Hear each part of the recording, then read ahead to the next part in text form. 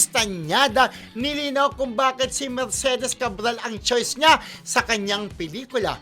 Marami ang nagtatanong kung bakit nga ba si Chedeng ang only choice ni Direk Vince Tañada sa kanyang pelikula na kasali sa Sinag Maynila 2026. Kinakailangan pa bang ituro kay Mercedes ang dapat niyang gawin sa pag-ate?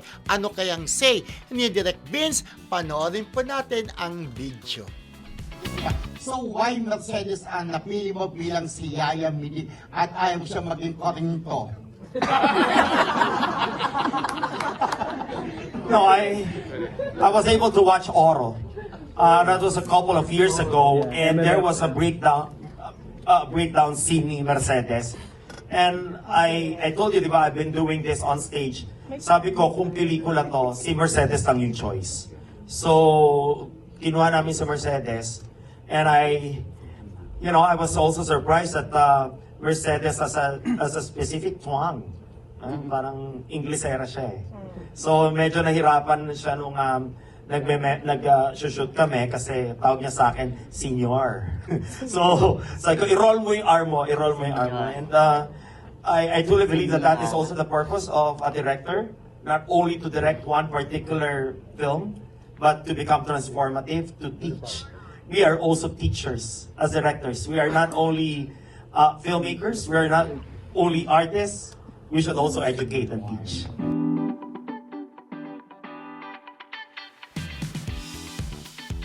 Ayan, congratulations nga sa Sinag Maynila, 'di ba? Nag-successful ang mga kumbaga kasaling pelikula diyan. At isa na nga po diyan ang pelikula nga nila Direk Vince Tañada na ang bangkay ay Carlos Palanca awardee, Yes. 'di ba? At siyempre nandiyan ang mga buong cast ng maliban kay Mercedes Cabral na hindi nakapunta diyan. Sabi niya may tuwang pala daw si Mercedes. Dun, yun ang tinuro niya. May tuwang daw si Mercedes na parang may pagka-islang, English speaking pala iyon. Yep. Parang senyor, parang ganyan. Kasi ang dialogue niya doon parang nasa teatro. Oo. Senyor! Kailangan matigas. Senyor. Parang Matigas, senyor. sigaw-sigawan, di ba? Oo. Hindi, senyor, parang ganun. Kasi parang alipin si doon di ba? Correct. Si Yaya. Kumbaga, kasambahay. Yes. Ang Yaya role. Miding. Oo, ang role doon ni Mercedes. Yun lang naman daw ang medyo minor lang na itinuro sa kanya. Pero syempre wala raw talaga siyang naiisip na ibang artista doon sa role na yun kundi si Mercedes. Yup. At bongga po talaga ang mga frontal dyan. Kaya panoorin nyo yan sa selected cinemas, di ba? Yes. Oo. Alam niyo po itong pelikulang ito, Diyos ko, Kristo, talbog, maglalabas ang mga anits-nits ng mga kalalakihan dyan. Ilang beses, di ba? Oo. So, ayun po. Pero, kinakailangan yung gawin dahil kailangan po sa eksena. Hindi po yun nilagay para lang makapag-attack ng mga manonood, di ba? Yes. Pero in fairness po, ang ganda ng istorya ng pelikula ni Direk Vince, John Ray Rivas, si Bian, at saka po yung gumanap na Sinyang Oryang. Ang Si gagaling. Lily yun, si Si Lily. Oo. Ang ganda po, panoorin niyo po yung bangkay na kasali po sa Sinag Maynila 2026. Talaga pong magugustuhan niyo. Ang daming twist, talbog, di ba?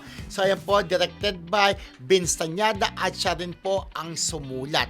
Ayan, panoorin niyo po mga classmates. Lahat mo. Kaya nga nung ako nagtanong, sabi ko, ensemble acting o unsung acting. Dahil lahat po ng cast ay magagaling. At tama si Mildred, hindi po yung gagawin daw ni Direk Vince yung pelikula kung hindi uubra si Mercedes Cabral. Pwede siya. Tinanggap niya yung movie. Kaya ayun po, tinuloy niya ang paggawa ng kanilang pelikula. Correct, oo. Ayan, at syempre abangan nyo yan ha. Hanggang hanggang March 29 yata. Yes, yun, hanggang diba? March 29. At abangan po kung sino sa kanila ang mananalo ng awards kasi lahat po sila ay magagaling talaga, di ba? Oo. In fairness. Lahat ng mga pelikulang kasali Kasali. sa Sinag Maynila. Suportahan po natin ang ating movie industry. Yes, Diba? tangkilikin, kumbaga, ang sariling atin, di ba? Okay, gaya rin ng Desperada, ng All Yep. About Her at marami pang iba.